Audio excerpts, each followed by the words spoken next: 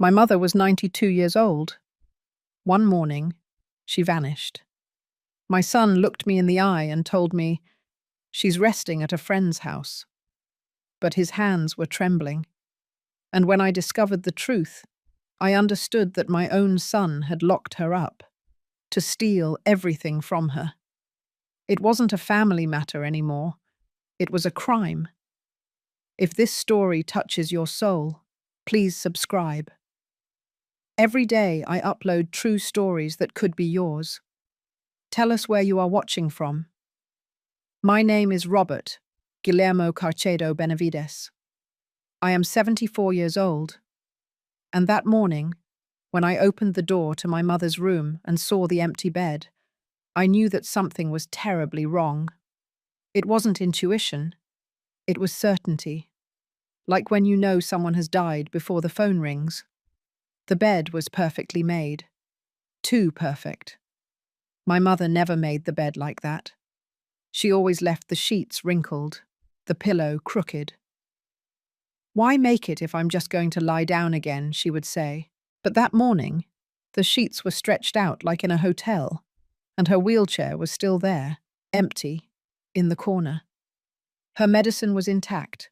Her purse hung on the backrest. Everything was there, except for her.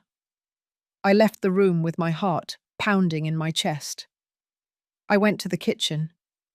My son, George German, was sitting at the table, drinking coffee, as if nothing was wrong. He looked up and smiled at me. That smile I knew, the same one he used as a boy when he broke something and hid it.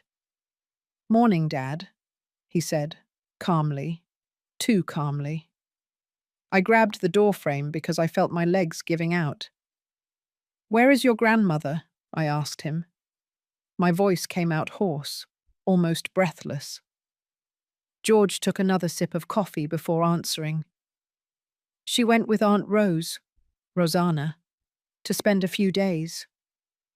I stared at him. "When?" He shrugged. "Last night. Late. We didn't want to wake you up." Something about the way he said it didn't sound right. Like when someone tells a lie they practiced in front of the mirror. The words were too smooth, too rehearsed. "My mother doesn't leave without telling me," I said to him. George put the cup on the table with a dry thud. "Dad, she's an adult woman. She can leave whenever she wants." I felt my blood boil. "She's 92 years old, George, and she uses a wheelchair. How the hell did she leave without her chair?" He got up, walked to the sink, and rinsed his cup without looking at me. "Aunt Rose has a chair at her house. We already talked about it." But I saw his hand tremble.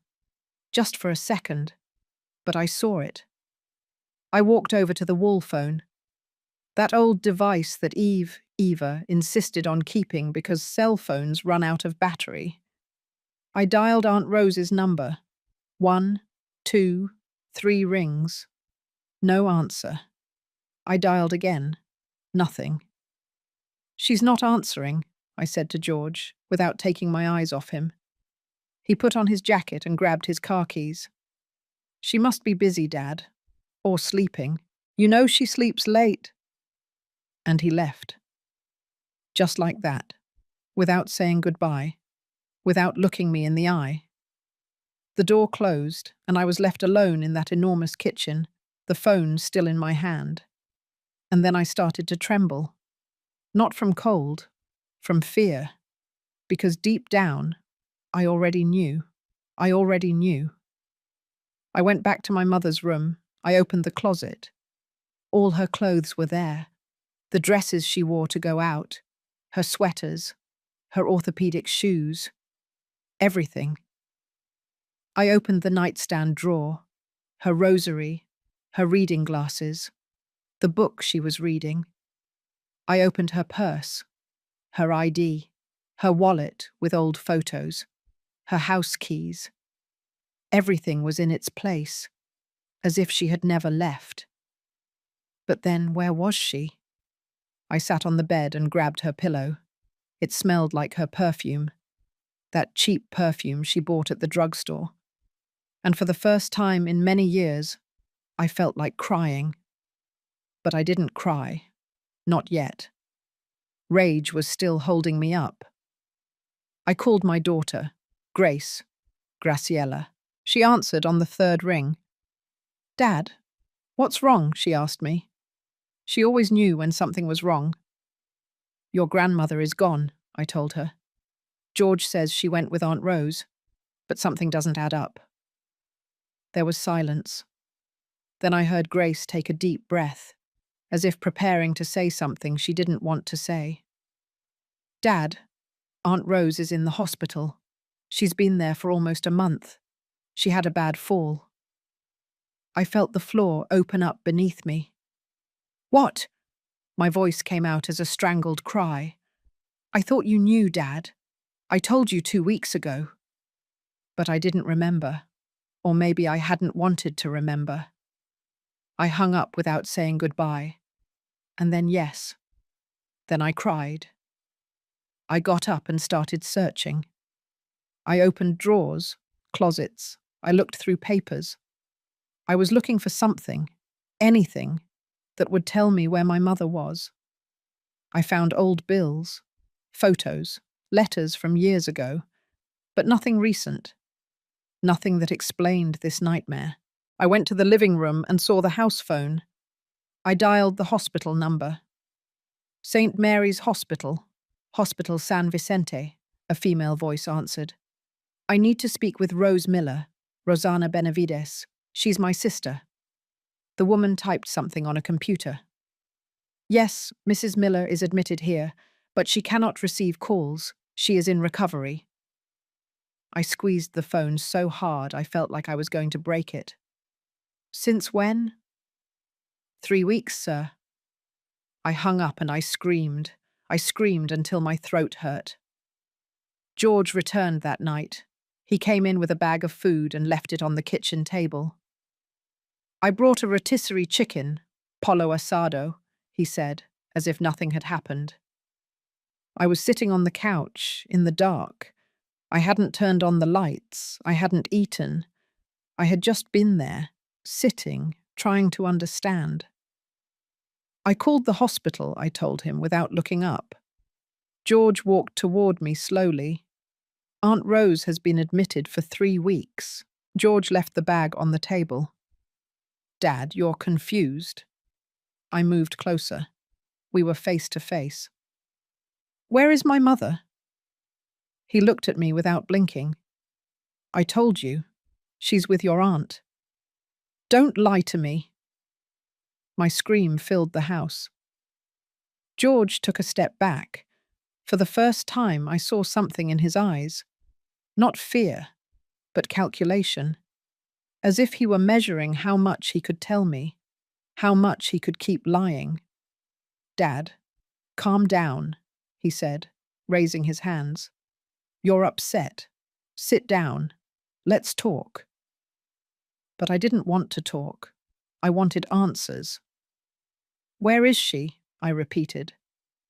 George sighed, as if I were a bothersome child. "It's fine, Dad. I swear. She just needs to rest for a few days. Away from here." I felt something break inside me. It wasn't just the lie. It was the way he told it. As if I were an idiot. As if it didn't matter. "Get out of my house," I told him. George blinked. "What?" "Get out now!" George looked at me for a long time. Then he grabbed his jacket and walked toward the door. Before leaving, he turned around. "Dad, you're not thinking straight. We'll talk tomorrow when you're calmer." And he left. The door closed softly, almost silently, and I was left standing there in the middle of the living room, my heart pounding so hard I could feel it in my temples. My son had lied to me. My mother was gone, and I had no idea what to do. I sat on the couch and looked at the empty wheelchair, and for the first time in my life, I was afraid of my own son. I didn't sleep that night. I stayed sitting on the couch, the lights off, staring at the closed door of my mother's room. I thought about Eve. She always defended George. Always. When I told her that our son had something dark inside him, she would silence me. "He's your firstborn, Robert. Don't be unfair." And I listened to her. I always listened to her. But Eve was no longer here, and neither was my mother. I got up at sunrise without having closed my eyes once. I went to the kitchen and made coffee. My hands were trembling so much that I spilled the water, and as I cleaned up the mess, I swore something to myself. I was going to find her, no matter what I had to do. I was going to find my mother, even if it meant destroying my own son. There was a Sunday, 2 years ago, when this house was still alive. It was my mother's 90th birthday. Eve got up at 6 o'clock in the morning and started cooking. I watched her from the bed, putting on the pink apron she only used for special occasions. "Go back to sleep," she said, smiling. But I got up too, because I liked seeing her like that, happy, busy. When I went down to the kitchen, the smell of freshly baked biscuits, pan recién horneado, already filled the house. My mother was sitting in her chair, peeling potatoes next to Eve. They were both laughing about something I didn't understand. "What are you two laughing about?" I asked them. My mother looked at me with those still bright eyes. "Woman talk, my son. You wouldn't understand." And they kept laughing. At 11 o'clock in the morning, they started arriving. First George, with Sophia, and the children. Beatrice ran in and hung around my mother's neck. "Great-grandma, happy birthday." Benjamin brought a drawing he had made at school, a drawing of all of us, with bright colours and exaggerated smiles. My mother taped it to the refrigerator with a magnet. "It's the prettiest thing I've ever seen," she said, kissing the boy's forehead. Then Gabriel, arrived with his wife. They came in quietly, as always, but they brought flowers. Grace showed up half an hour later, carrying a huge cake that almost didn't fit through the door.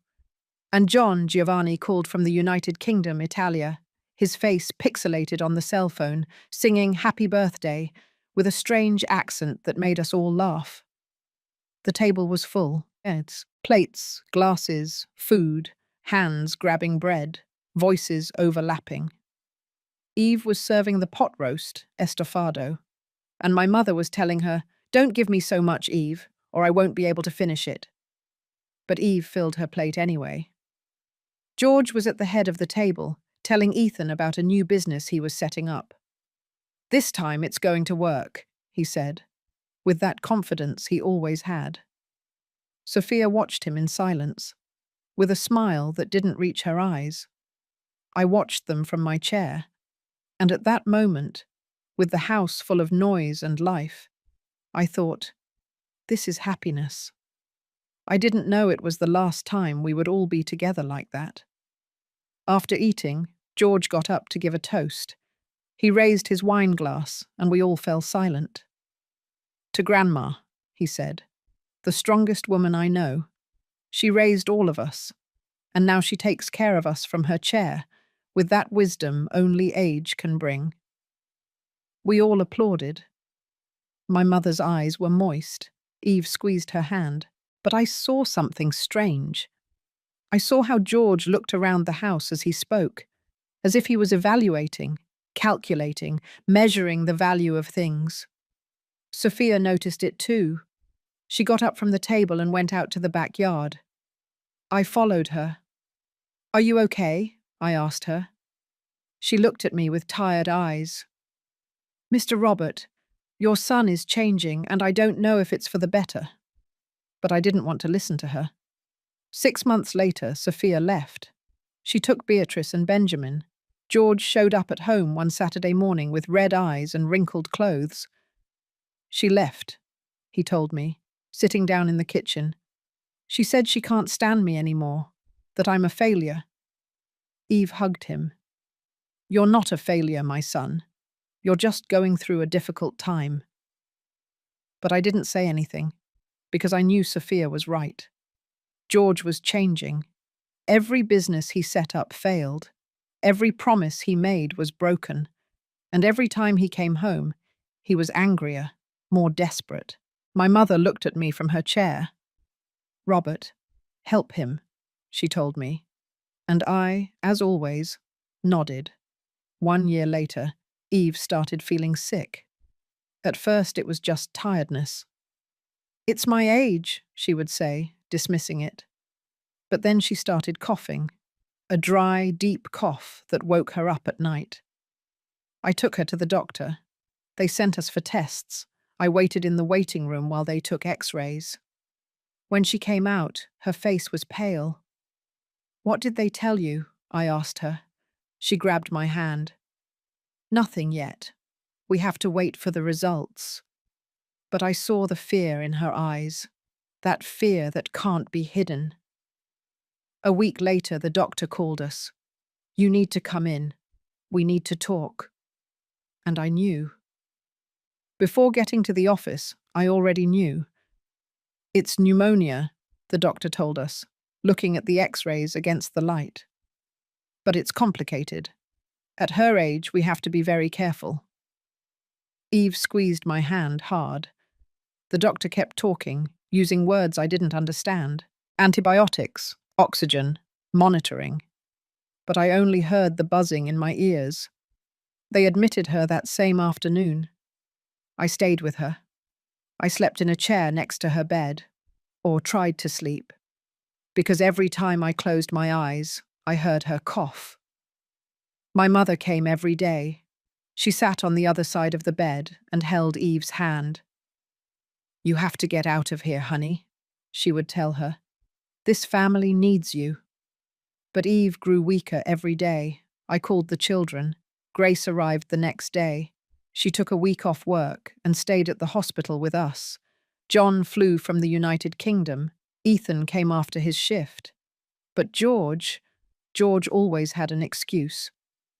"Dad, I have an important meeting. I'll go tomorrow." The next day, "The traffic is impossible. I'll stop by tonight."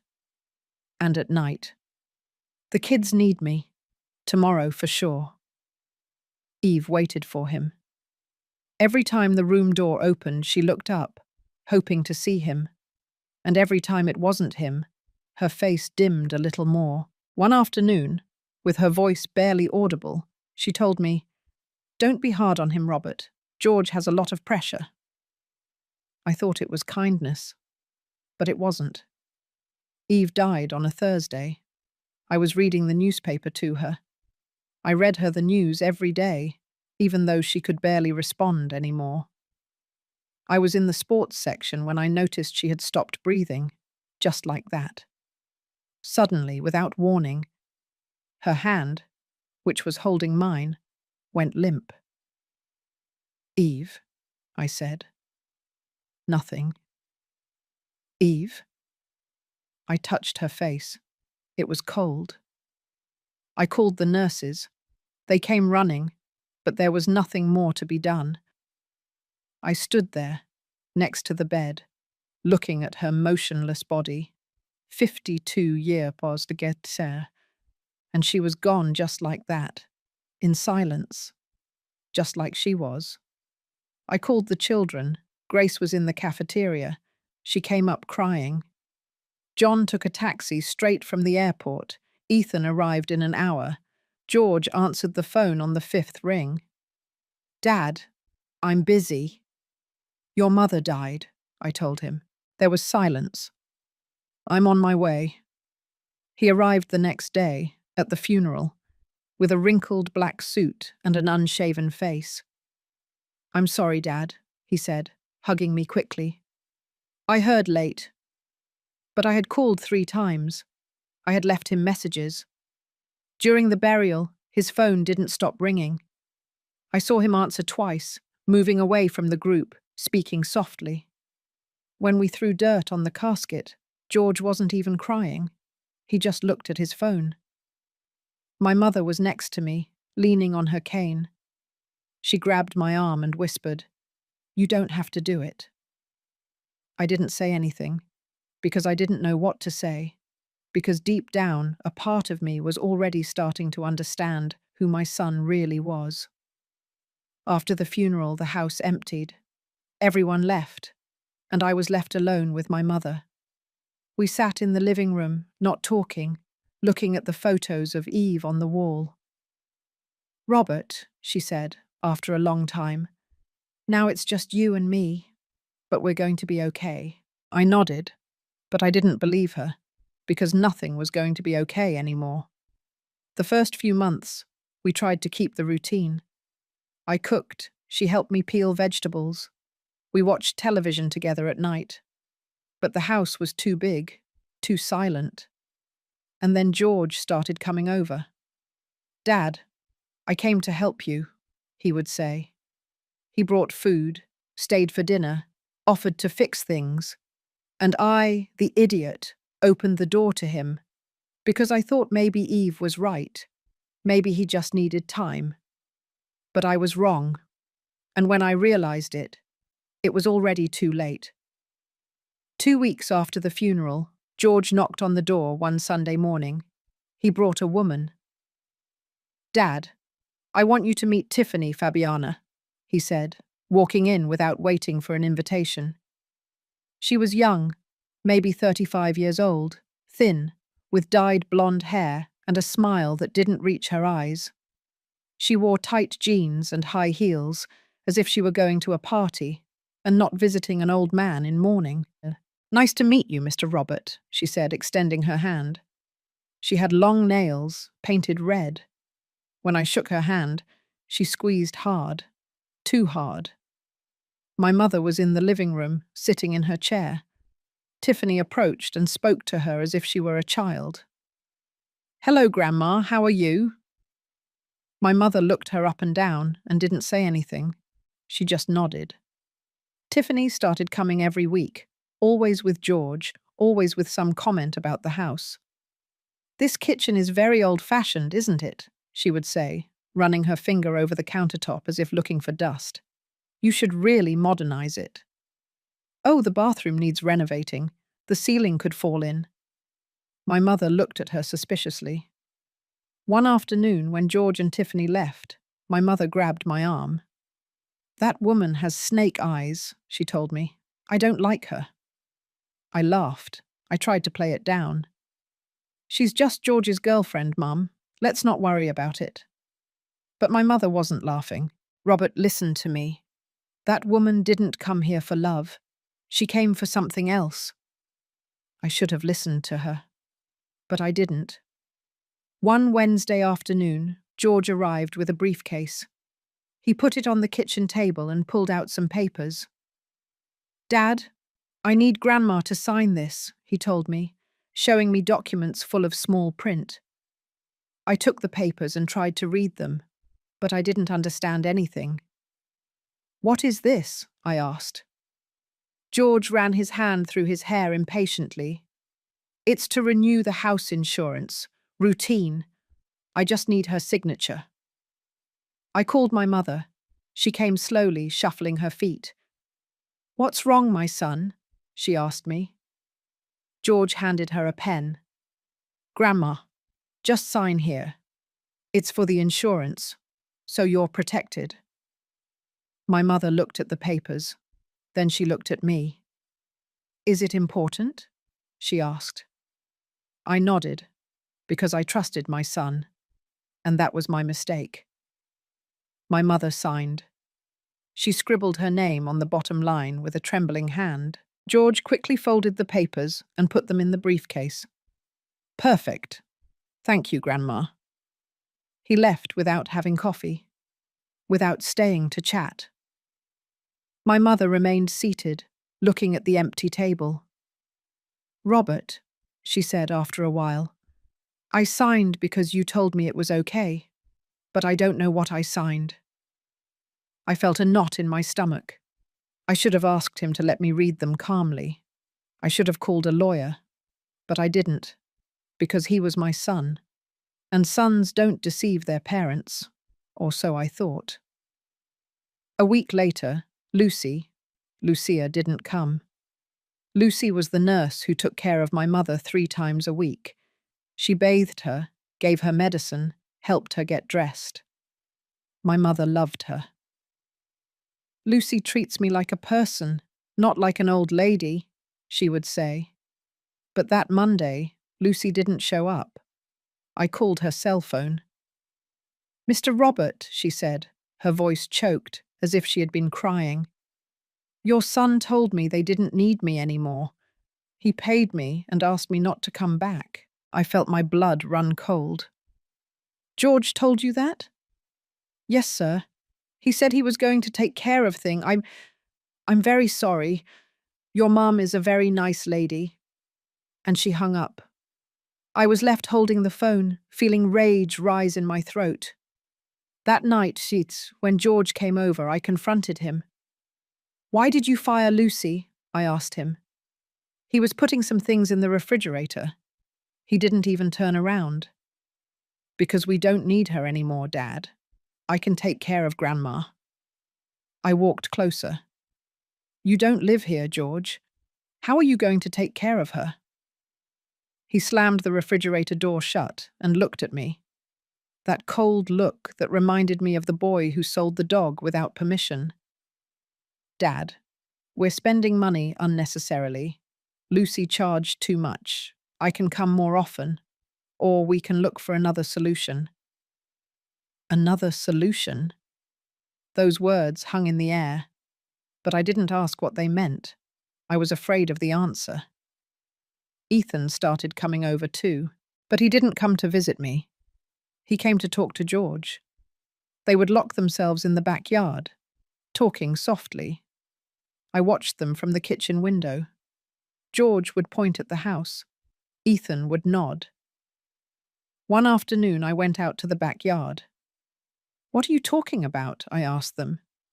They both turned around quickly, as if I had caught them doing something wrong. "Nothing, Dad," Ethan said, avoiding looking me in the eye. "Just work stuff." But George looked at me directly. "We're seeing how to help you, Dad.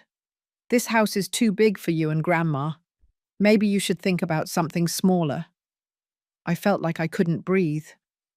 "You want me to sell the house?" George shook his head, but his smile said otherwise. My mother started to change. She became quieter, more withdrawn. She no longer talked to me like before. One night, as we were having dinner, she looked at me with sad eyes.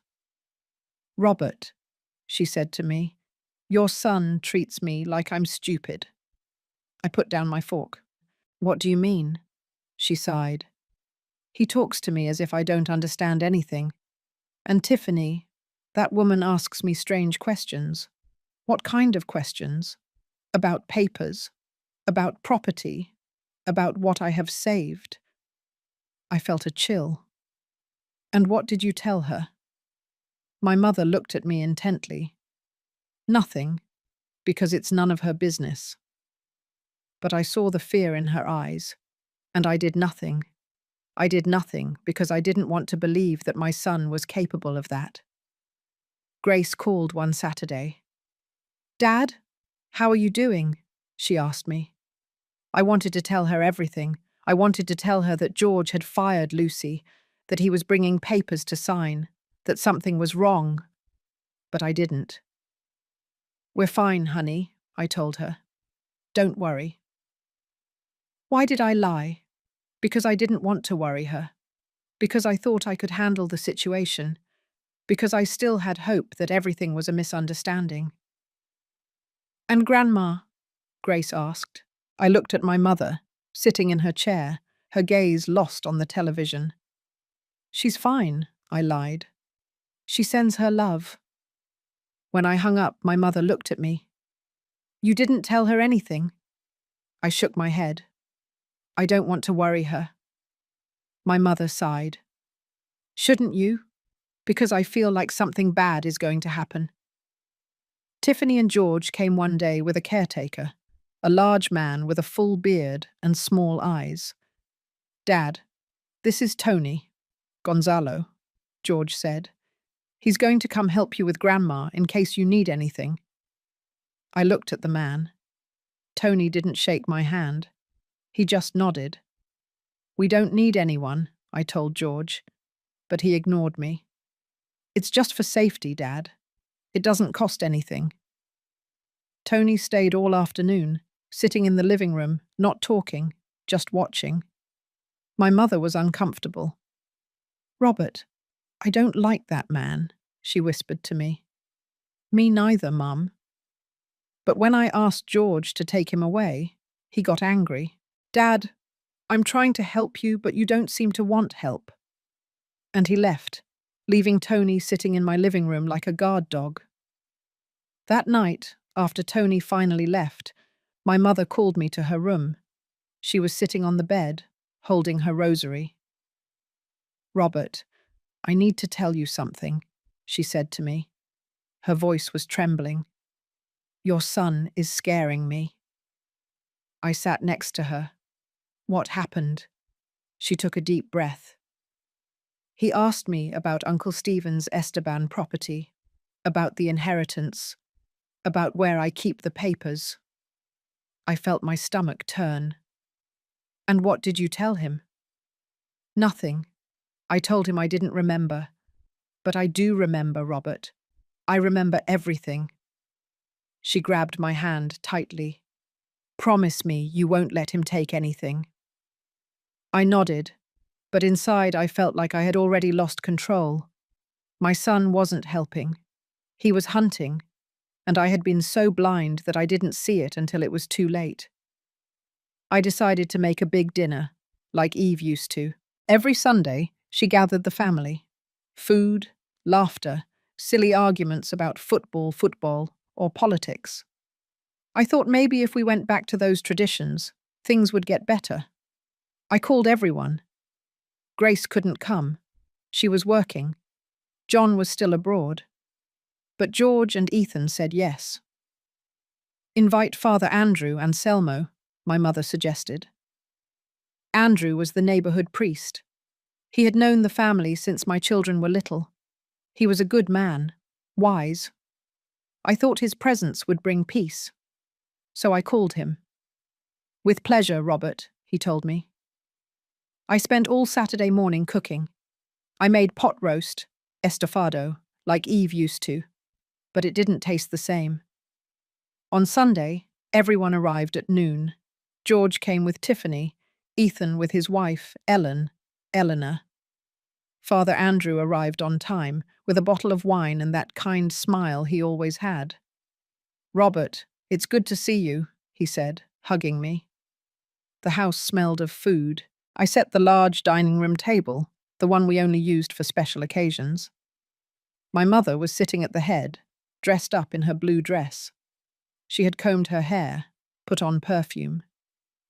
You look beautiful, Mum, I told her. She smiled, but it was a sad smile, as if she knew something bad was going to happen. We all sat down. George on my right, Ethan across from me, Tiffany next to George, Father Andrew next to my mother. And we started eating. At first, everything was fine. We talked about the weather, football, the news. Father Andrew told a story from the parish that made us laugh. My mother ate slowly, listening in silence. But then George put his fork down on the plate. That metallic sound cut through the conversation. We all looked at him. We need to talk about something, he said, staring at me. I felt a knot form in my stomach. About what? I asked. George looked at Ethan. Ethan nodded. And then George dropped the bomb. Dad, we're worried about you. I frowned. Worried? Ethan leaned forward. Yes, Dad, you're getting older. Taking care of Grandma is a lot for you. I felt my face burn. I take perfectly good care of your grandmother, I said, trying to stay calm. But George shook his head. Dad, it's not a reproach. It's a reality. You're 74 years old. Mum needs professional care. Tiffany intervened, putting her hand on George's. Mr. Robert, we say this with love. We want what's best for Grandma. I looked at Father Andrew. He was uncomfortable, swirling the wine in his glass, not knowing where to look. My mother raised her voice. I don't need professional care. I am perfectly fine with my son. But George interrupted her. Grandma, you know we adore you, but you need 24-hour attention. Dad can't give you that. And then I felt something break inside me. Who told you I can't? I asked, raising my voice. George sighed, as if it pained him to have to explain something obvious to me. Dad, you fired Lucy. Grandma is without medical supervision. What if something happens to her and you're sleeping? What if she falls? Ethan nodded. It's true, Dad. You have to think about her. I looked at Ethan, my son, the one who had always been quieter, more obedient, and now he was on George's side. Grace agrees with us, Ethan said. We talked to her yesterday and she's worried too. I felt my blood boil. Grace didn't tell me anything. George smiled. Because she didn't want to hurt you. But we all think the same thing.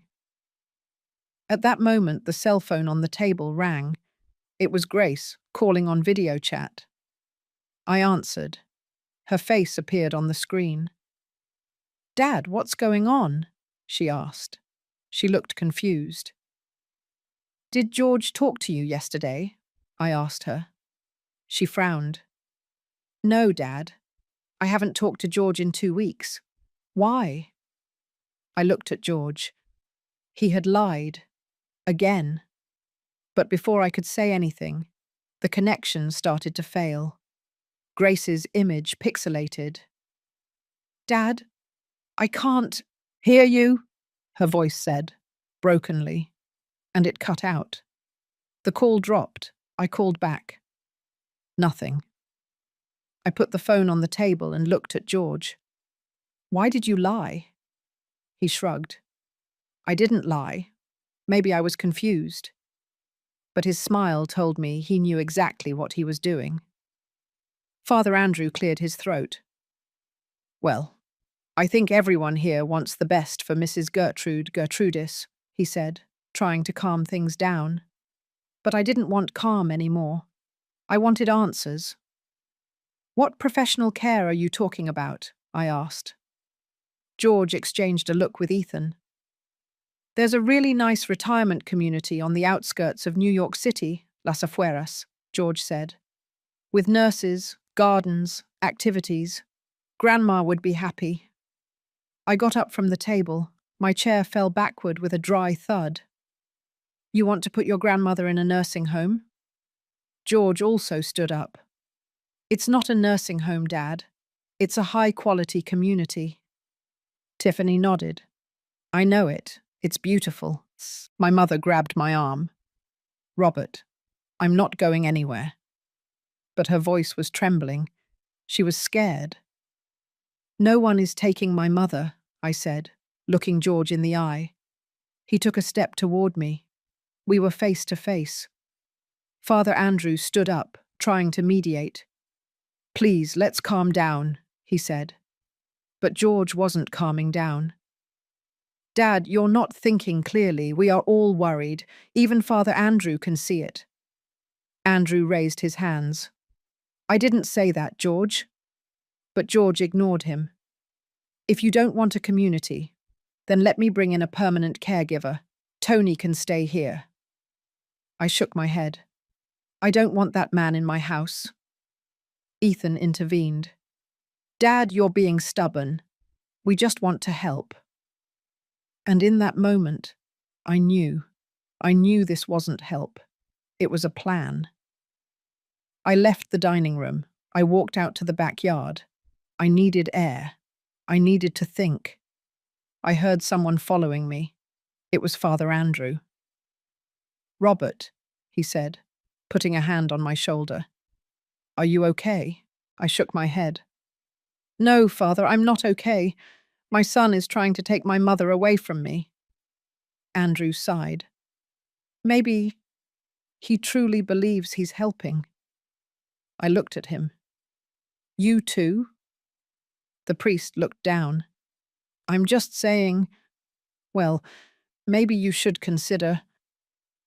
He didn't finish the sentence because he saw something in my eyes, something that made him stop talking. I went back to the dining room. George, Ethan, Tiffany, and Ellen were talking softly.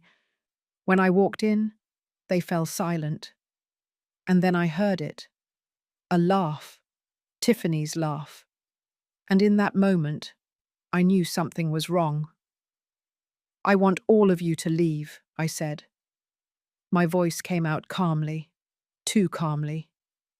George blinked. What? Leave. Now. Ethan stood up. Dad, don't be like this. We're just… Get out, I shouted. Father Andrew grabbed his jacket. I think it's best if I go, he said, uncomfortably. Ethan and his wife left without saying anything, but George stayed. He looked at me with that expression I knew so well, that mixture of contempt and pity. Dad, you're acting like a child, he told me. Tiffany touched his arm. Come on, honey. They'll talk when he's calmer. And they left.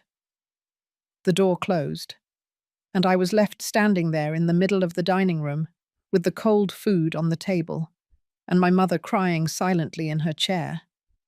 I felt invisible, as if I didn't matter anymore. That night, my mother didn't want dinner.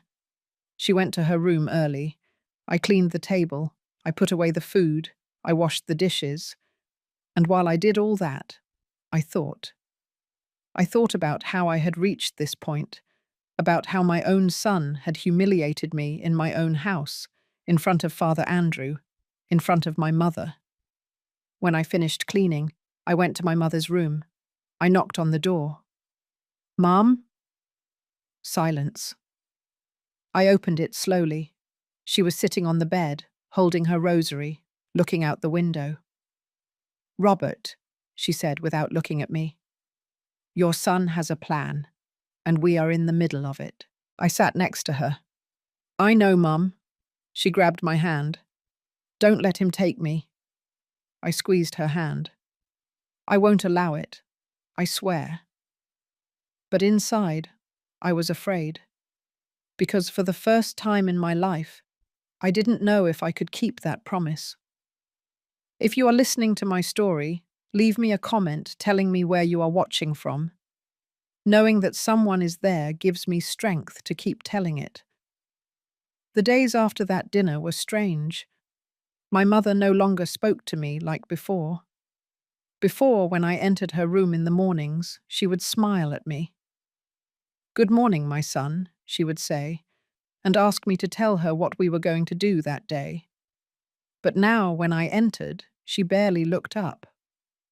She stayed there, sitting in her chair, looking out the window as if I didn't exist. Mum, I would say, are you okay?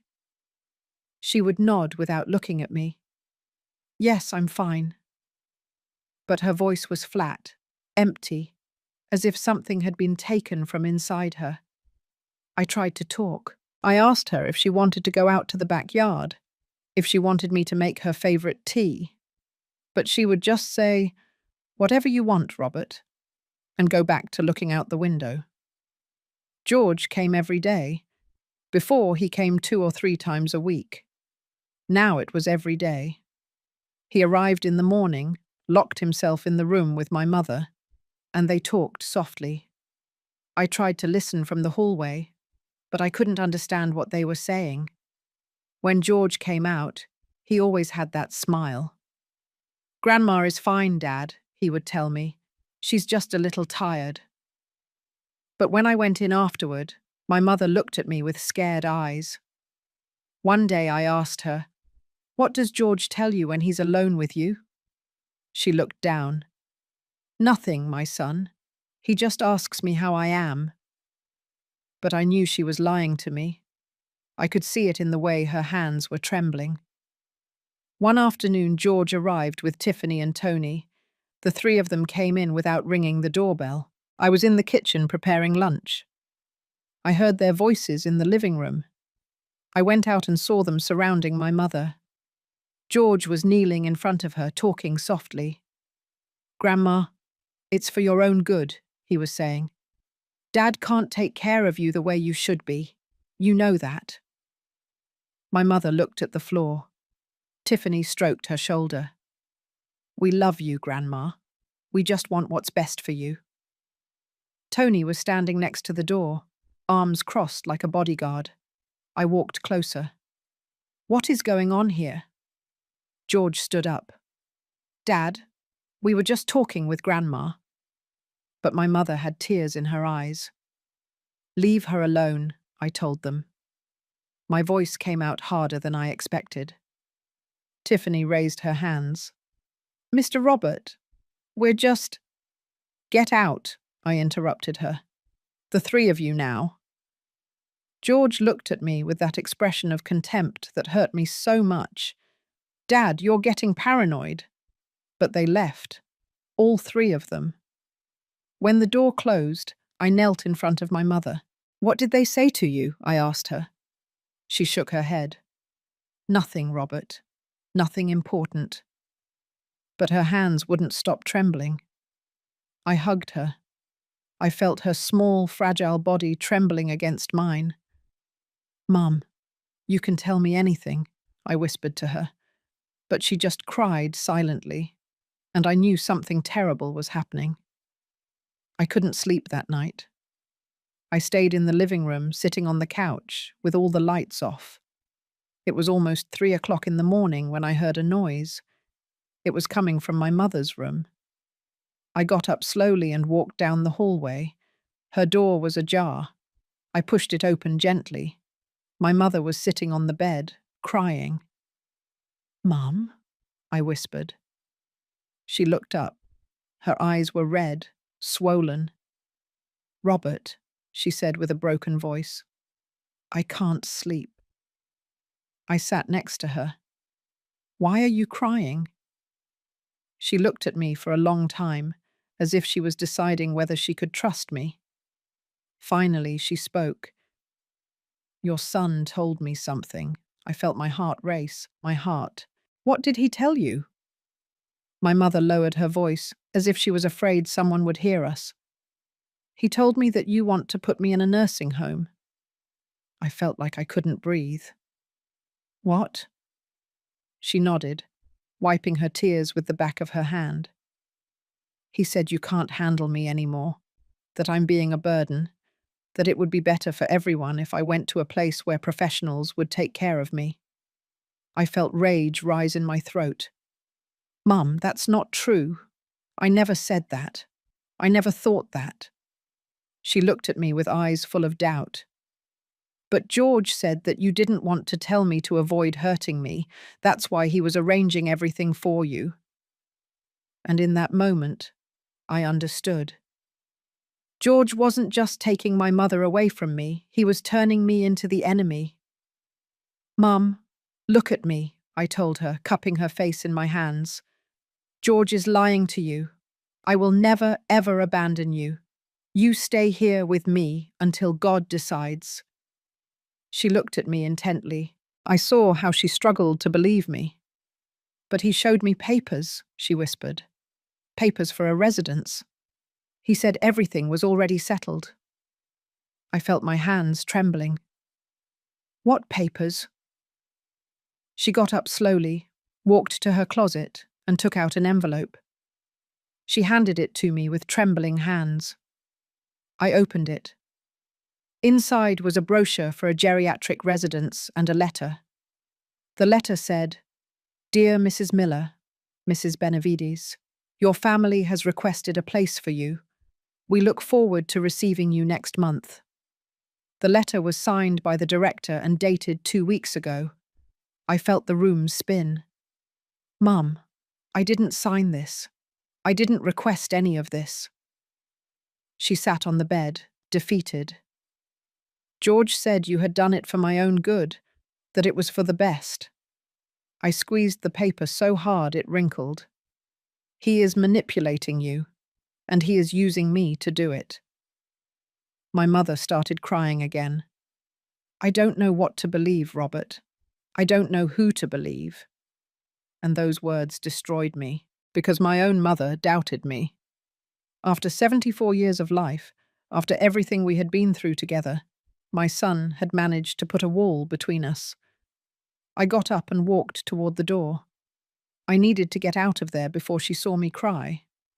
I went to my room and closed the door. I sat on the bed and let it all out. I cried like I hadn't cried since Eve's death. I cried for my mother, for her fear, for her confusion. I cried for myself, for feeling so helpless. I cried because my own son had turned me into the villain of this story. And the worst part was that I didn't know how to fix it. How do you prove to someone that the liars are the others? How do you rebuild trust when someone has planted so much doubt? I stayed sitting there in the dark, my hands covering my face, feeling everything slipping through my fingers. And for the first time in my life, I thought about giving up. I thought about letting George do whatever he wanted. Because maybe he was right. Maybe I couldn't do it anymore. But then I remembered something. I remembered the day my mother was born. No, wait, I wasn't there. But my grandmother told me that story. She told me how my mother came into the world in the middle of a storm, in a house without electricity, with a midwife who almost didn't arrive on time. My grandmother said that when my mother was born, she cried so loud that she could be heard all down the street. That child came into this world fighting, my grandmother told me, and that's how she will live her whole life, fighting. And my mother had fought. She had raised 4 children almost alone while my father worked from dawn to dusk. She had survived the death of her husband, her brothers, her friends. She had survived 92 years of life. And me, I was going to give up because my son was a liar. No, I couldn't. I got up, washed my face with cold water, and went back to my mother's room. She was still sitting on the bed, looking at the floor. I knelt in front of her. "Mum, listen to me closely," I told her. "I don't know how to convince you that I'm telling you the truth, but I swear on Eve's memory, on everything we've lived through together, that I will never abandon you. George is lying. He is manipulating you, and I'm going to prove it to you." She looked up. I saw a flicker of hope in her eyes. "How?" I didn't have an answer, but in that moment it didn't matter. "I don't know yet," I admitted, "but I'm going to do it, I promise you." She reached out her hand and touched my cheek. "Robert, I'm scared." I grabbed her hand. "Me too, Mum. Me too." And that was the longest night of my life, because I knew it wasn't just about taking care of her anymore. It was about saving her. That very night, after I went to my room, my mother stayed awake. I know because at 4 o'clock in the morning, I went downstairs for water and I heard her. She was in her room, talking to herself. "Eve," she was saying with a trembling voice, "Eve, if you're watching me from where you are, protect Robert, because I feel like something bad is coming. Your son George has the eyes of someone who has already decided something terrible. And I don't know if I'll be able to protect myself." There was silence. Then she continued, "If something happens to me, Eve, I want you to know that Robert did everything right. He took care of me. He loved me. And if your other son harms me, I don't want Robert to carry that guilt. Tell him I forgive him. Tell him I will always forgive him." I froze in the hallway, tears falling uncontrollably, and I didn't go in, because I knew that if I went in, she would stop talking. And she needed to say that. She needed to get it off her chest. If you're listening to this and something similar has happened to you, you're not alone. And if you're still here, subscribe, because what's coming will hurt even more. 2 days after that night, I woke up and went straight to my mother's room, like every day. But this time, when I opened the door, I already knew. I already felt it. The bed was made, the chair was empty, and although I had seen it before, although I already knew what it meant, I felt the same blow to the chest. But this time it was different. This time I didn't stay paralyzed. I ran to the kitchen. George was there, drinking coffee as if nothing was wrong. "Where is she?" I asked him. He looked at me with that rehearsed calm. "I already told you, Dad. She's with Aunt Rose." But I didn't believe him anymore. I didn't believe anything that came out of his mouth anymore. I grabbed my jacket. "I'm going to the police," I told him. George got up quickly. "Dad, don't do that. You'll look crazy." I didn't go to the police, not yet, because a part of me, however small, still doubted. He was my son, my firstborn, the one I had carried in my arms when he was a baby, the one I had taught to ride a bike. How could I report him? I decided to investigate first. I needed proof. I went to Ethan's house. He lived in a distant neighborhood, in a small house with bars on the windows. I rang the doorbell. His wife, Ellen, opened it. "Mr. Robert," she said, surprised. "Ethan's not here." I gently pushed the door open. "I need to talk to him. It's urgent." Ellen hesitated, but let me in. Ethan was in the living room watching television. When he saw me, his face turned pale. "Dad," he said, getting up. "What are you doing here?" "Where is your grandmother?" I asked him directly. Ethan looked at Ellen. She left the room uncomfortably. Ethan ran his hand through his hair. "Dad, I don't know what you're talking about." I walked closer. "Ethan, you're my son, and I know when you're lying to me. Where is George keeping her?" Ethan took a step back. "Dad, His voice broke. "I just did what he asked me. He said it was for everyone's good." I felt my blood boil. "What did you do?" Ethan sat on the couch, his head in his hands. "I helped him take her, but he told me it was only going to be for a few days, that he just needed her to sign some papers, and then he would bring her back." I sat next to him. "Where did they take her?" Ethan looked at me with tear-filled eyes. "I don't know, Dad. I swear. George didn't tell me. He just asked me to help him get her out of the house. And I did it." I grabbed his arm. "Ethan, your grandmother is in danger. I need you to tell me everything you know." He took a deep breath. "I know that Tiffany and Tony are with him, and I know they have a house somewhere. I heard George talking on the phone. He said something about the house on the outskirts, but I don't know where it is." I got up. "Anything else?" Ethan shook his head. "I'm sorry, Dad. Sorry for everything." I looked at him. My son, my Ethan, the one who had always been weak, the one who always followed others. "You'll have to live with this," I told him. And I left his house without looking back. I returned to my house. I went straight to the study. That's where we kept the security camera recordings, cameras that George had installed a year ago. "For security," he had said. I turned on the computer. I looked for the day my mother disappeared. I found the folder, but when I tried to open it, there was nothing. The files had been erased. All of them. I felt my hands tremble. George had deleted the evidence. But then I remembered something. Mr. Teodoro, my neighbor across the street, had cameras. cameras that pointed toward the street. I ran out of the house. I crossed the street. I knocked on Theodore's house. He opened it, surprised to see me so agitated. "Robert, what happened?" "Theodore, I need to see your cameras," I told him, almost out of breath. "My mother disappeared." Mr. Theodore let me in. We went to his study. He turned on his computer.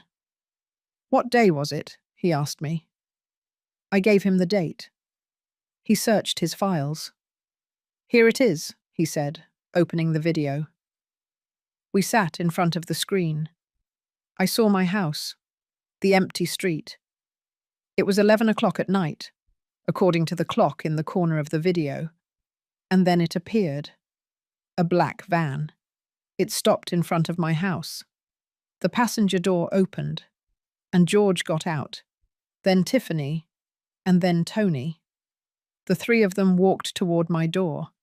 They disappeared from the frame. We waited. 5 minutes later, they reappeared.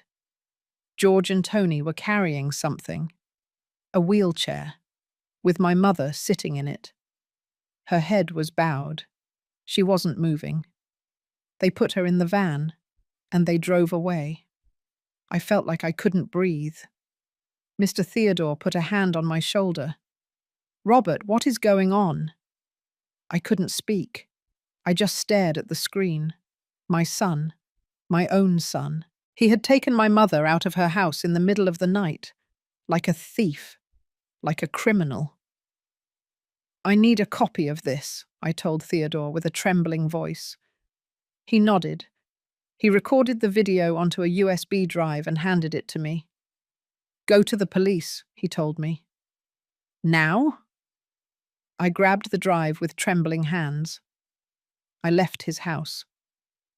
But I didn't go straight to the police. I went home first. I needed to think. I needed to process what I had just seen. I sat in the living room with the USB drive in my hand, and then I fell to my knees. And I screamed. I screamed until my throat hurt. I called Grace. She answered on the second ring. "Dad, what happened?" I didn't even know where to start. "Your brother took your grandmother," I told her. The dinner, the manipulation, the papers, the lies, and finally the video. When I finished, Grace was crying. "I'm coming over," she said. "I'm leaving right now." I hung up. I called John. It was dawn in the United Kingdom, but he answered. I told him the same thing. "Dad, did you call the police?" "Not yet." "Do it. Now. I'm taking the first flight." I hung up. And then, with my hands still trembling, I dialed the police number. "I need to report a kidnapping," I said when they answered. "It's my mother. My son took her." I went to the police station. An inspector met with me. Her badge said Monica, Montserrat, Hill, Villar. She was a woman in her 50s, with short hair and a serious look. I told her everything. I showed her the video. She watched it in silence. When it finished, she looked at me. "Mr. Robert, this is serious. We will open an investigation immediately." We filled out papers. I answered questions. I gave descriptions, phone numbers, addresses. The inspector assured me they would do everything possible to find her. "But I need you to give me 48 hours, she told me, "to track, to investigate." I nodded. But 48 hours seemed like an eternity to me. I left the police station feeling an emptiness in my chest. What was happening to my mother right now? Was she scared? Was she okay? Did she know I was looking for her? I went back home. Grace arrived that night. She got out of the car running and hugged me. "Dad," she said, crying into my shoulder, "how could you hide all this from me?" I had no answers. I just hugged her. We sat in the living room. I showed her the video again. I watched her face transform, from sadness to anger. I'm going to kill him, she said. I'm going to kill George. I shook my head. The police will handle it. But inside, I wanted to kill him too. That night, Grace and I stayed awake. We talked about everything, how we didn't see the signs, how George changed over the years, how Eve always defended him, and that blinded us, and how now we had to save everything. The next day, Inspector Hill called me. Mr. Robert, we tracked Tiffany's cell phone.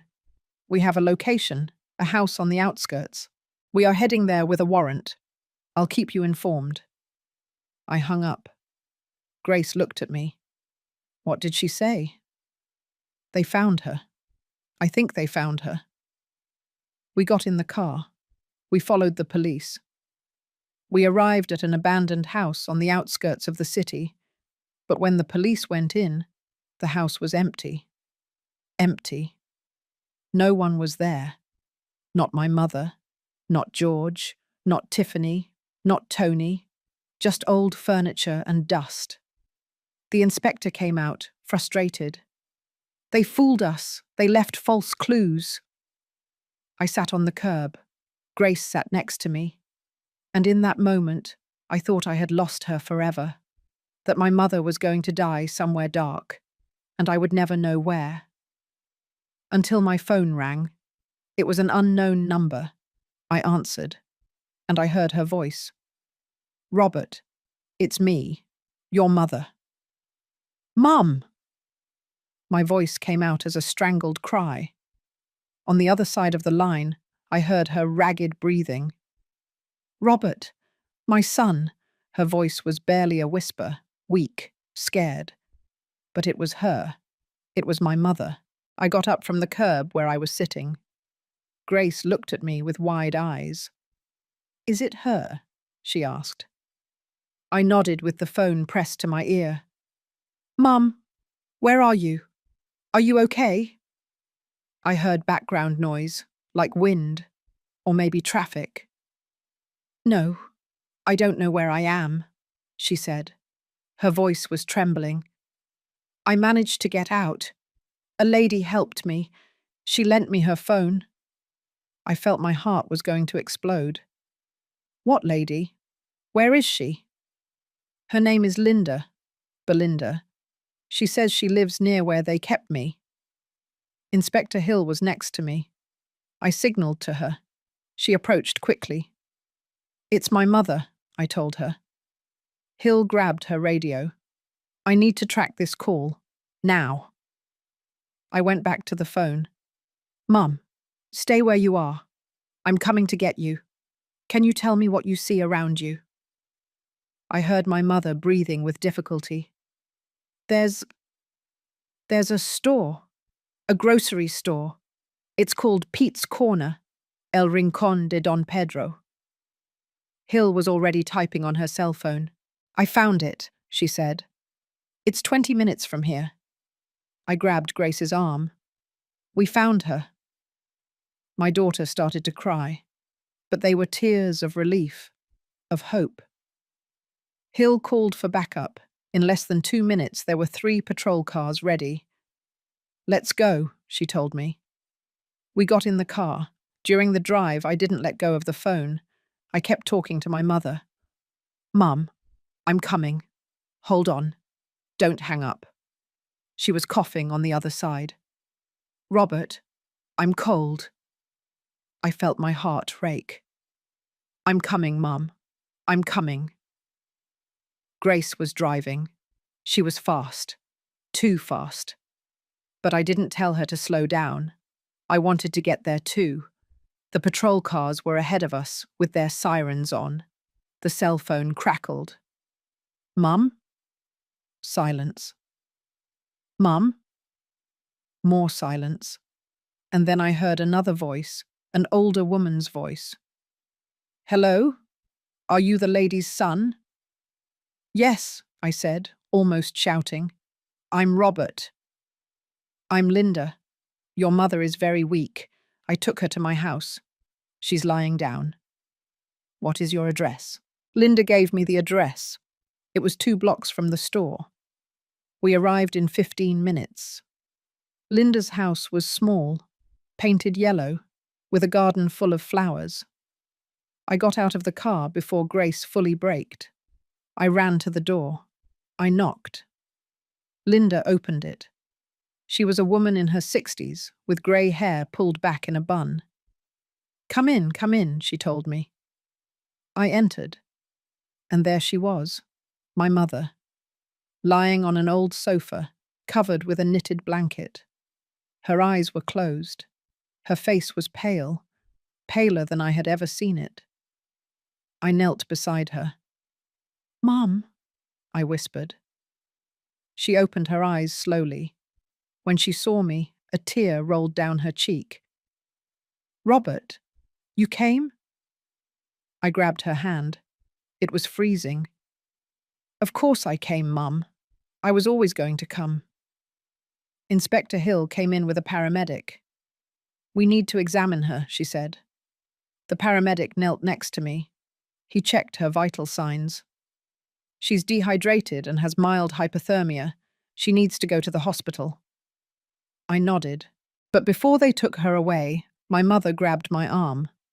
Robert, the house. You need to find the house. I frowned. What house, Mum? Where they kept me. It has a basement. A secret basement. That's where they locked me up. Hill came closer.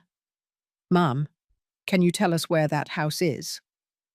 My mother closed her eyes, trying to remember. I don't know the address, but it's close. Linda found me 2 blocks away. I ran as fast as I could until I found her house. Linda intervened. There's an abandoned house around here. A big house with boarded-up windows. It's been empty for years. Hill called her officers. Search for that house, now. They left. The paramedic loaded my mother onto a stretcher. They put her in the ambulance. Grace got in with her. I'm going with Grandma, she told me.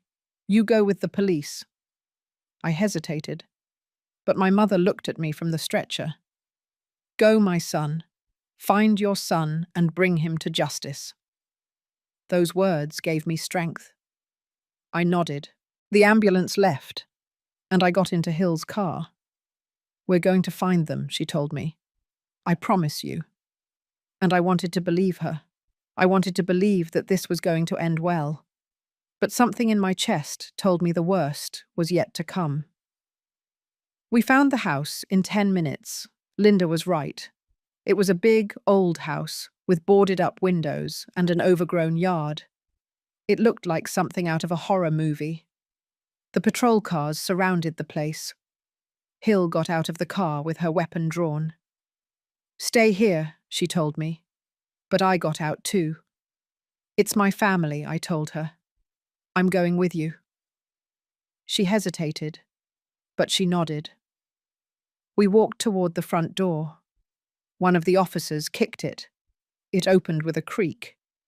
We went in. The house smelled of dampness and abandonment.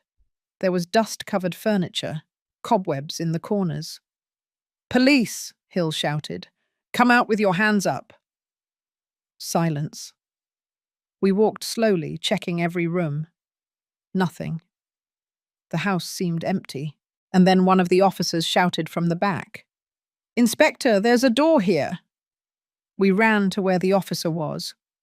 There was a wooden door in the floor, a trap door, hidden under an old, ragged rug. Hill opened it carefully. There were stairs leading down into absolute darkness. Turn on your flashlight, she told one of the officers. The light illuminated the stairs. They were made of rotten wood.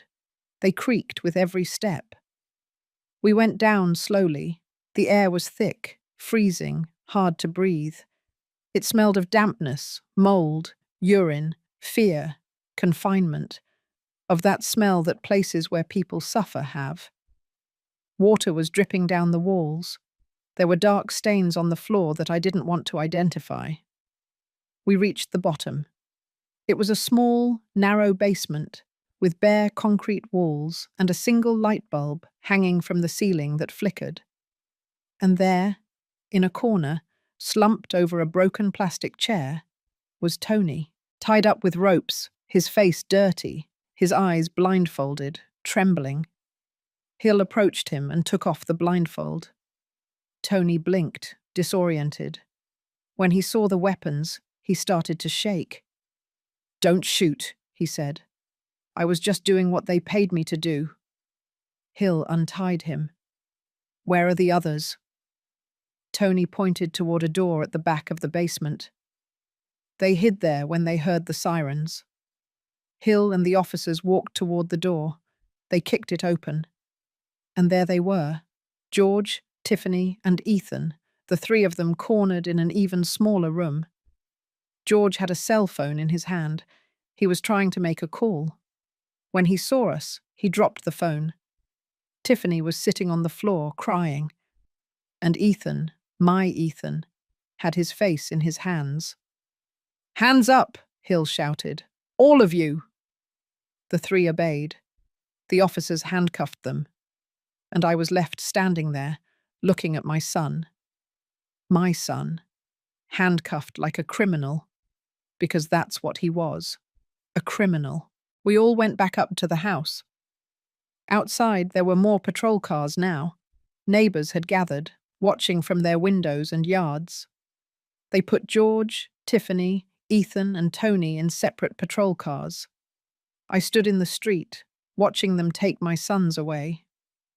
Ethan was crying. He looked at me through the patrol car window. "I'm sorry, Dad," he shouted. But I didn't answer. I couldn't. George, on the other hand, showed no emotion. He just stared ahead, his jaw clenched. Hill approached me. "I'm sorry, Robert," she told me. "I know this isn't easy." I nodded. "Can I go see my mother?" "Of course, I'll take care of the rest." I got in my car, but before starting the engine, I looked at the house one last time. And I thought about everything my mother had experienced there, the fear, the loneliness, and I swore I was going to make them pay. On the way to the hospital, my phone rang. It was John. "Dad, Grace told me. Is it true? They found Grandma." "Yes, son. We found her." I heard John let out a breath. "Thank God. I'm at the airport. I arrive in 8 hours. We'll wait for you there." I hung up. And for the first time in days, I felt something akin to peace. But it was a bitter peace. Because yes, I had found my mother, but I had lost my sons. One as a criminal, the other as an accomplice. And although Grace and John were with me, the family that Eve had built with so much love was broken, and I didn't know if it could ever be put back together. I arrived at the hospital. I parked. And before getting out, I allowed myself to cry. I cried for everything, for my mother, for my sons, for Eve, and for myself, for having believed that I could save everyone, until I heard her voice. I ran into the hospital. I asked at the reception desk. "Gertrude Miller," I said, almost out of breath. The receptionist typed on her computer. "Room 212, second floor." I went up the stairs. I didn't want to wait for the elevator. I reached the room. The door was ajar. I pushed it open gently. And there was my mother, lying in the hospital bed, with an IV in her arm and a blanket up to her neck. Grace was sitting next to her, holding her hand. When she saw me, Grace smiled. "She's stable," she told me. "The doctor said she's going to be fine." I walked over to the bed.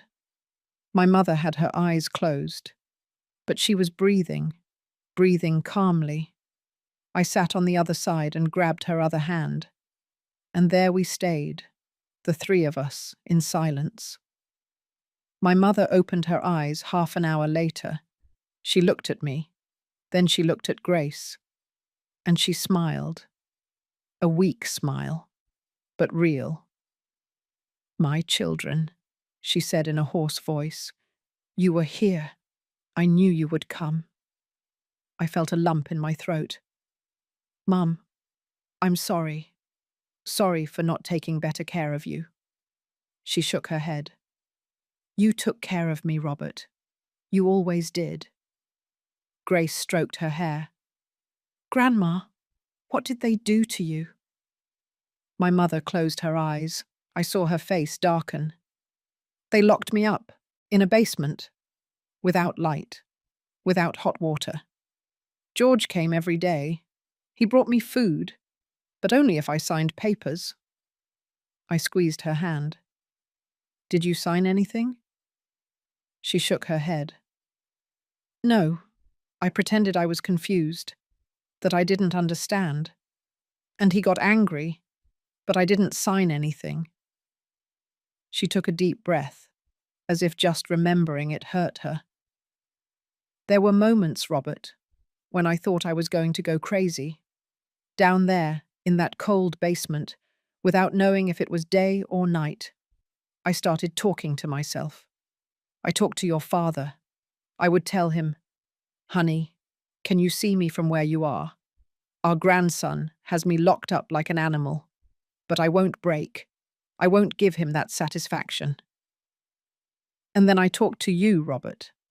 I would tell you, 'My son, I know you're looking for me. I know you haven't forgotten me. Hold on, Mum. Hold on a little longer.'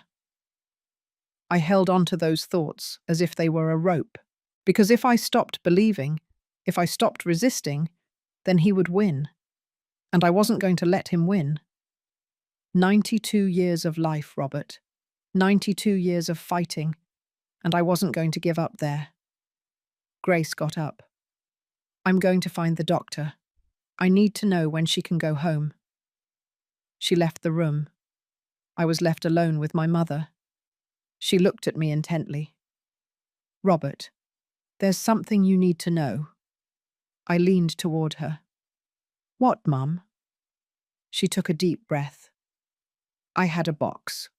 A wooden box that I've been keeping for years. Your son looked for it.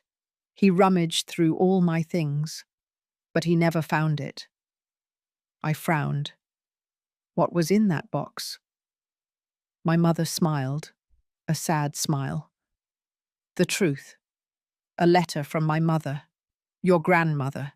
She wrote that the inheritance would only be valid if I was in full freedom. If someone forced me to sign, everything would be annulled." I felt a chill. Did George know that? No. And that's why I'm alive. Because if I had signed, maybe he wouldn't have let me go. The doctor entered shortly after. He was a young man with round glasses and an impeccable white coat. "Mr. Robert," he told me, looking at me with that seriousness that doctors have when they know you're on the verge of collapse. "Your mother is out of danger, but she needs to stay admitted for 2 or 3 days for observation. What she went through didn't just affect her body, it also affected her mind. She will need time." I nodded without being able to speak. "Thank you, doctor."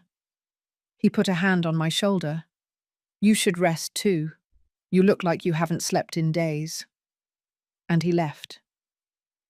Grace came back with coffee. We sat by the bed, and we waited. The next day, Inspector Hill came to the hospital. She brought papers. "Mrs. Gertrude," she said, approaching the bed, "I need you to tell me everything that happened from the beginning."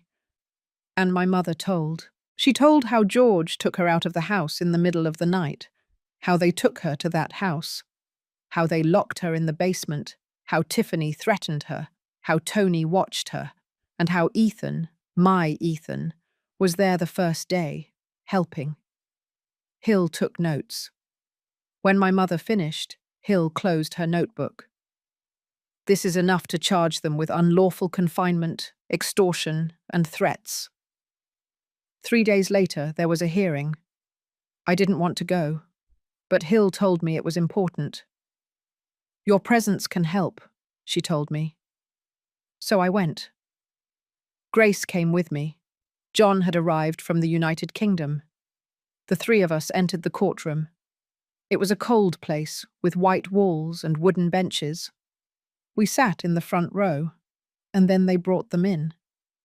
George came in first, handcuffed, in a wrinkled suit and unshaven beard. Then Tiffany, then Ethan, and finally Tony. The four of them sat in the defendant's box. George looked at me. I held his gaze. I wasn't going to be the one to look away first. The judge entered. "All rise," the bailiff said. We stood up, and the hearing began. I listened to the accusations: unlawful confinement, extortion, threats, attempted fraud. Every word was a blow. But I didn't take my eyes off George. I wanted him to know I was there, that I was going to watch him fall. The prosecutor asked if anyone wanted to testify. I stood up. "I do," I said. The judge nodded. I walked up to the stand. I swore to tell the truth. And then I spoke. I spoke about my mother, about her fragility, how George had manipulated everything, how he had lied, how he had broken our family. When I finished, I returned to my seat. My hands were shaking. Grace grabbed my arm. "You did well, Dad," she whispered to me. But I didn't feel well. I felt empty. After the hearing, I went out into the hallway. I needed air. And then I saw him, Ethan. He was sitting on a bench with his hands cuffed in front of him. He was crying. I walked over. I sat down next to him. He looked up. "Dad," he said with a broken voice. "I'm sorry, I'm so sorry." I looked at him. My son, the one who had always been weak, the one who always followed others. "Why, Ethan?" I asked him. "Why did you do it?" He shook his head. "I don't know, Dad. George convinced me. He said it was for everyone's good, that Grandma would be better off, that you couldn't take care of her. And I believed him." I felt anger, but also pity. "Ethan, what you did has consequences." He nodded. "I know, and I'm going to pay for it. But I need you to know that I never wanted to hurt Grandma. Never." I got up. "You'll have to tell her that, not me." I went back to the courtroom. They were about to bring George in for questioning. They brought him in. They sat him in a chair in front of the judge. The prosecutor started asking questions. But George didn't answer. He just stared straight ahead, his jaw clenched. "Mr. George Miller," the prosecutor said. "Do you have anything to say?" George didn't answer. The judge struck his gavel. "Mr. Miller, I order you to respond." And then George spoke. "I have nothing to say, except that this is a misunderstanding." The prosecutor frowned. "A misunderstanding?" George nodded. "I was just taking care of my grandmother. My father is old. He can't do it." I felt my blood boil. I stood up. "Liar!" I shouted. The judge struck his gavel. "Order!" But I didn't shut up. "You kidnapped her. You locked her up. And now you say you were taking care of her." George looked at me, and for the first time, I saw something in his eyes. Contempt. I walked up to the railing. An officer tried to stop me, but Grace held him back. "Let him," she told him. I stood in front of George. We were face to face, separated only by a railing. "Why?" I asked him. My voice was trembling. "Why did you do it?" George looked at me without blinking. And then he said the words that destroyed me. "Because she had what I needed, and you were never going to understand."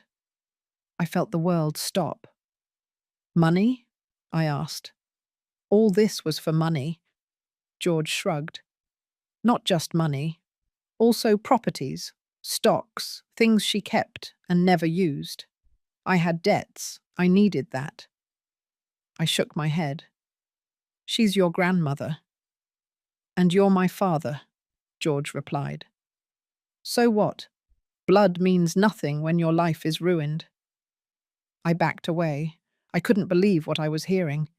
This man, standing in front of me, handcuffed, with a harsh face and a cold voice, was no longer my son. He was a stranger with my blood, but nothing more. Grace walked over. "Dad, let's go," she told me. But I couldn't move. I kept looking at George.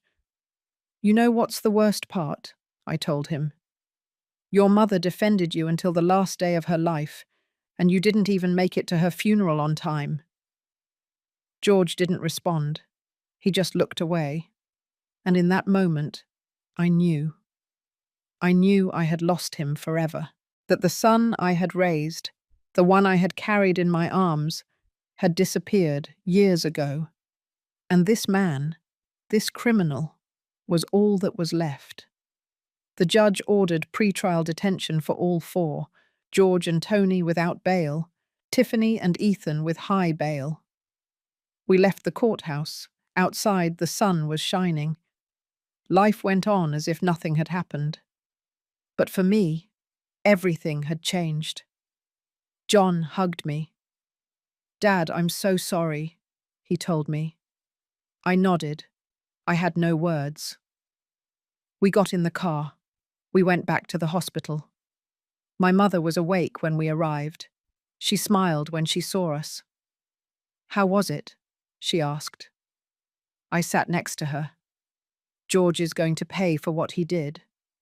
She nodded. "Good." And then she grabbed my hand and whispered, "I knew you would come, Robert. I always knew it." And in that moment, with her hand in mine, I felt that all the pain, all the anger, all the fear was worth it. Because I had saved her. And that was the only thing that mattered. A week later, the doctor said my mother could go home. But before signing the discharge papers, Inspector Hill came to the hospital. She brought a box of evidence.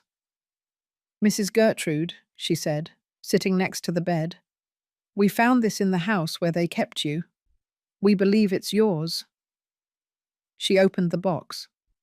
Inside was my mother's clothes, her rosary, her glasses, and something else. A small wooden box, antique, hand-carved. My mother saw it, and her eyes lit up. "My box," she whispered. "I thought I had lost it." Hill handed it to her. My mother took it with trembling hands. She opened it slowly, and inside, wrapped in an old handkerchief, was a letter, yellowed, with old handwriting. "What is that, Mum?" I asked her. She looked at me. "Salvation.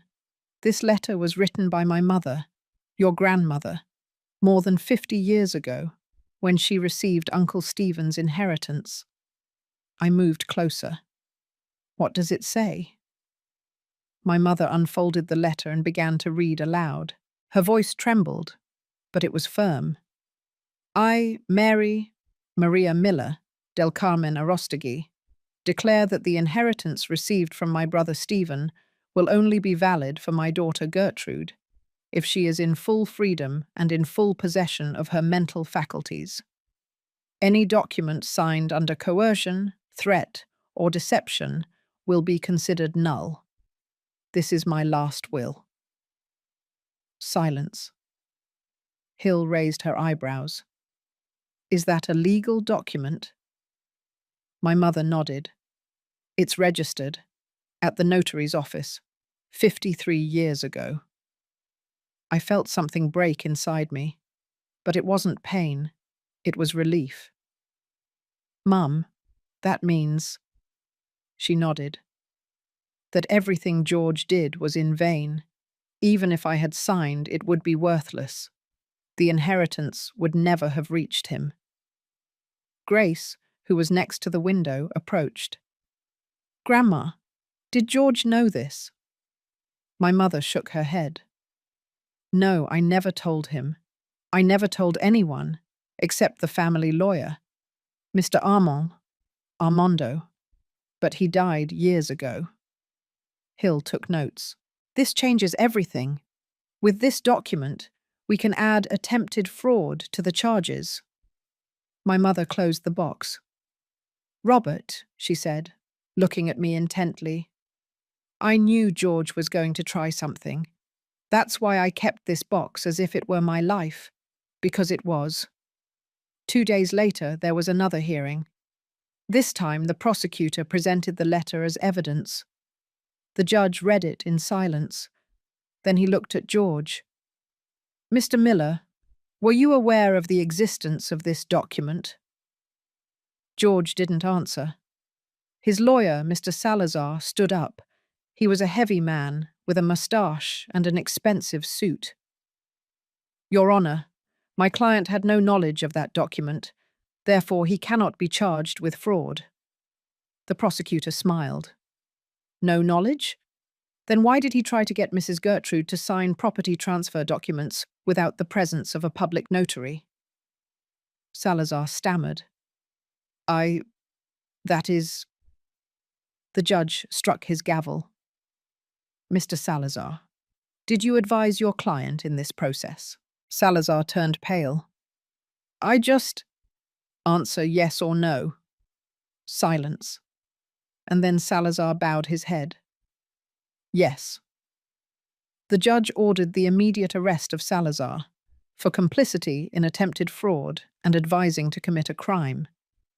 2 officers approached Salazar. He raised his hands. Wait, I can explain. But no one listened to him. They took him away in handcuffs. George watched him leave, and for the first time, I saw fear in his eyes, because now he was alone, without a lawyer, without accomplices who could save him. The prosecutor continued. Furthermore, we have discovered something else. He opened a folder. Mrs. Gertrude donated a significant portion of her inheritance to charities 10 years ago. Here are the documents. Hospitals, orphanages, churches. In total, 80% el 80% of the inheritance has already been distributed. I looked at my mother, surprised. She smiled. I did it because I wanted to, she said. Because you don't take money to the grave with you. The prosecutor showed the papers to the judge, which means that Mr. George Miller's entire plan was for an inheritance that practically no longer exists. There are only some minor properties and a modest savings account left. George suddenly stood up. That can't be. His voice echoed in the room. She has millions, I know it. The judge struck his gavel. Order. Mr. Miller, sit down. But George didn't sit down. My grandmother lied to me. She tricked me. I stood up too. No, you tricked yourself. You thought there was a treasure and you destroyed your family for nothing. George looked at me with pure hatred. You convinced her. You told her to donate everything so I wouldn't have anything. I shook my head. I didn't know anything about that. But I'm glad, because you don't deserve anything. After the hearing, my mother asked to speak with me alone. We sat on a bench outside the courthouse. She grabbed my hand. Robert, you need to understand something, she told me. When I was locked up in that basement, I thought I was going to die. I squeezed her hand. Mum, don't say that. She continued. I spent 3 days there, 3 days in the dark. George came down once a day. He brought me a plate of cold food and a glass of water. He would tell me, Grandma, just sign, and all this will end. But I didn't sign. Not because I knew about my mother's document, but because I knew that if I signed, he wouldn't need me anymore. And then what was he going to do to me? Her voice cracked. I saw tears in her eyes. I was so scared, Robert. so scared. I hugged her. I felt her small, fragile body tremble against mine. "But do you know what kept me alive?" she asked me. "Thinking about you. Thinking that you were looking for me, that you hadn't forgotten me." I felt my heart break. "I would never forget you, Mum. Never." She pulled away and looked at me intently. In those days of darkness, I talked to myself. A lot. I recited things my mother taught me as a child. I prayed the rosary without having it in my hands. And I talked as if your father was sitting next to me on that cold concrete floor. I would tell him, "Honey, our grandson got lost in ambition, but our son didn't. Our son is going to find me because he has your kindness, your heart, your integrity. And when he finds me, he'll know it was worth it." I also talked to your grandmother, my mother. I would tell her, "Mum, thank you for writing that letter. Thank you for protecting me even after you're gone, because that letter is the only thing keeping me alive down here." I couldn't hold back the tears. "Mum." She wiped my tears with her wrinkled hand, with that tenderness that only mothers have. "And you were right, my son. You found me, and now everything is fine." But I knew not everything was fine, because I had lost 2 sons in the process, and that was never going to be fine. That night, at home, my mother called me to her room. She was sitting on the bed with the wooden box on her lap. "I want you to have this," she told me. I shook my head. "Mum, that's yours," she insisted. "Robert, I'm 92 years old. I don't know how much time I have left. I want you to keep this, so that when I'm gone, you'll know that I always protected you." I took the box. I opened it. Inside, besides the letter, there were old photos. Photos of my father, my grandparents, us when we were children. "This box holds all our history," my mother told me. "Keep it safe." I closed the box and pressed it against my chest. "I will, Mum. I promise you." She smiled, and in that moment, I felt that everything had been worth it, because I had her with me, alive, safe. A week later, the judge passed sentence. George, 8 years in prison. Tiffany, 5 years. Tony, 6 years. Ethan, 3 years. With possibility of reduction for cooperation. When I read the sentence in the newspaper, I didn't feel joy, just emptiness. Grace hugged me. "Dad, this is justice." I nodded. But justice didn't bring back my family. Justice didn't erase the pain. John, who had extended his stay, put his hand on my shoulder. "Dad, you did the right thing." "I know," I said, "but it doesn't feel good." My mother, who was sitting in her chair next to the window, spoke. "Robert, justice never feels good when it's against your own blood. But it was necessary because there are things worse than losing a son, and one of them is losing your dignity." That night, before sleeping, I thought about everything that had happened. How my life had changed in a matter of weeks. How I had lost 2 sons, but saved my mother. How the family Eve had built was broken, but had also been rebuilt in a different way. Grace was living with me now. John visited more. And my mother was alive and strong. I closed my eyes, and for the first time in a long time, I slept peacefully, because I understood something. I understood that my mother had saved me even from her confinement, with her cunning, with her strength, with that wooden box she kept her whole life. She always knew. She was always one step ahead. And I, who thought I was taking care of her, discovered that she was the one taking care of me. My mother returned home 2 weeks after the sentencing. When I helped her out of the car and through the front door, she stopped at the threshold. She closed her eyes. She took a deep breath. "It smells like home," she said. I smiled. Grace had prepared everything.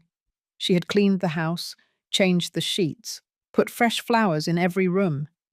The house smelled of lavender and freshly baked cookies, pan recién horneado. My mother walked slowly to the living room.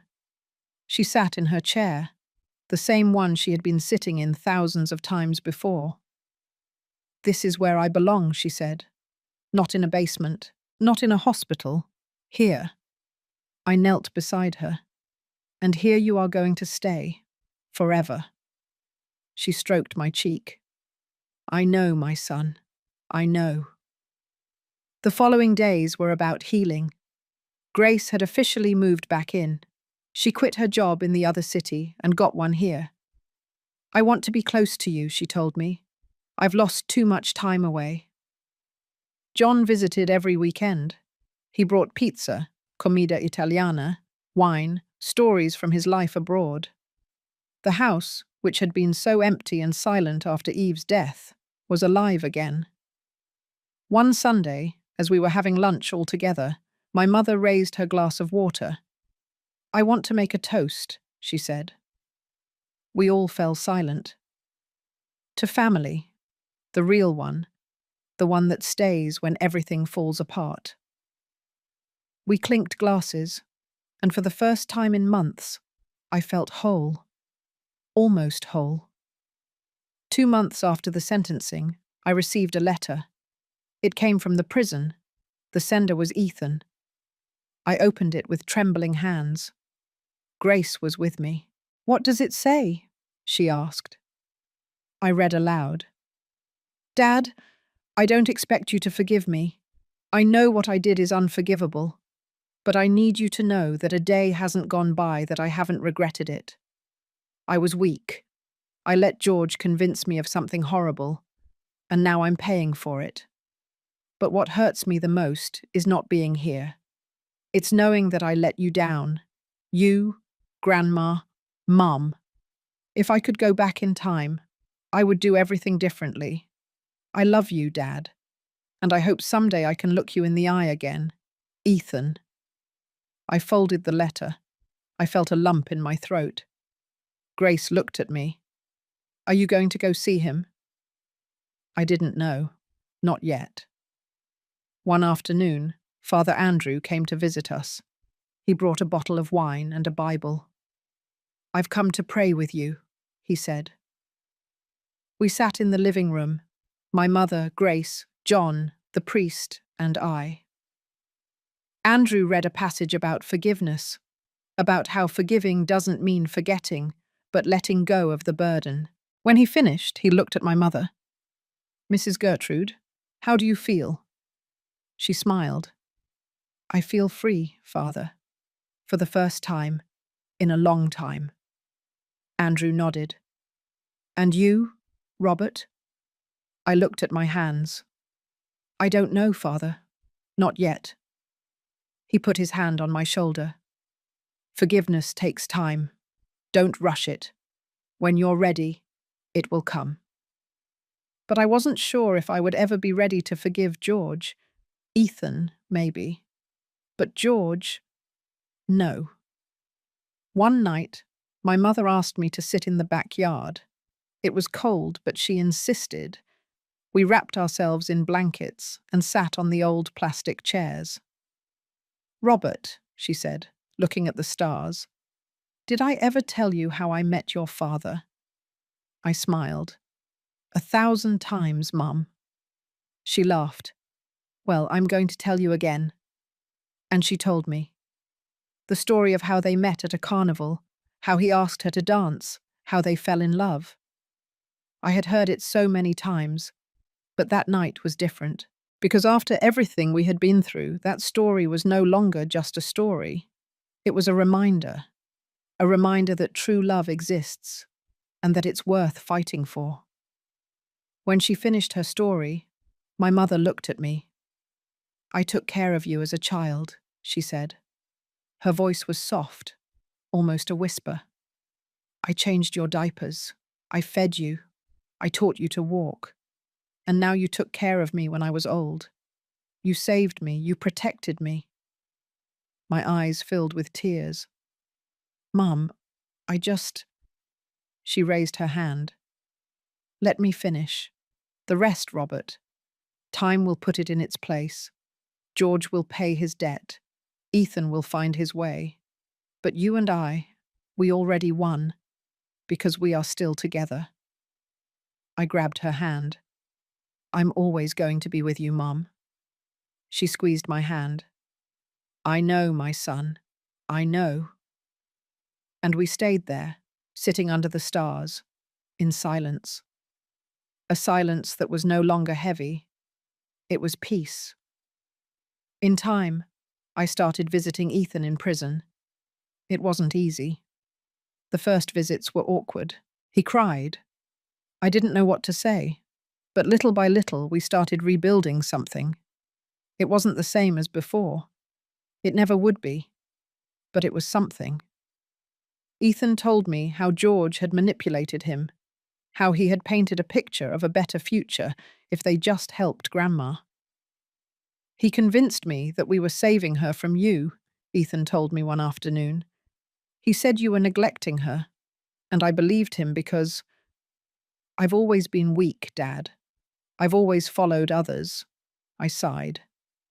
Ethan, we all make mistakes, but the important thing is how we fix them. He nodded. I'm going to fix it, Dad. I don't know how, but I will. George, on the other hand, never asked for forgiveness. He never showed remorse. I visited him once, just once. It was 6 months after his sentencing. I entered the visiting room. He was sitting on the other side of a glass partition. I picked up the phone. He picked up his. We looked at each other. What do you want? He asked me. His voice was cold. I took a deep breath. I wanted to see if there was anything left of the son I raised. He smiled. A bitter smile. That son died a long time ago, Dad, when you realized I wasn't perfect. I shook my head. You weren't perfect, but you were my son, and I loved you. And now? I stared at him. Now I don't know who you are. He hung up the phone, got up, and left.